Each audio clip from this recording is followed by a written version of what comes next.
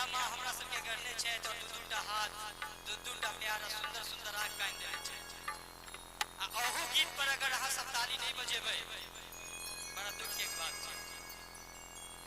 कियाक त माँ सब के केहू छै आबू त अहाँ वीडियो ल रहल छी सिंदूर पिठार लगा अहि पान केलो हे कनिया का पूजब सब परिवार हे कनिया का ये सब माता के पूजन कर रहे हैं वो सब हाथ ऊपर उठाओ जिनका जिनका मां हाथ देने चाहिए इतने गोटा बैसल छी लेकिन कोनो गोटा नहीं हाथों उठाओ में इतिहास कर दियो इमहर से भैया हाथ एकेटा हाथ देने चाहिए मां दुनू हाथ सिंदूर पिठार लगा अहि पान केलो हे कनिया बियोकारी पूजब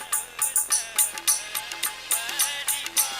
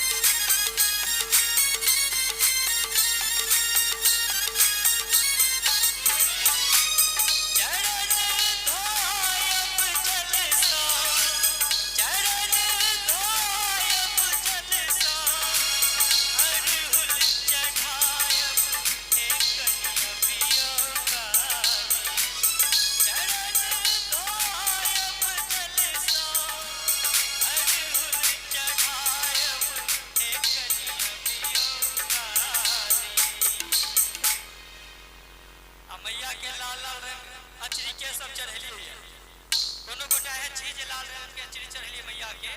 कोनो गोटा एक बेर चाहो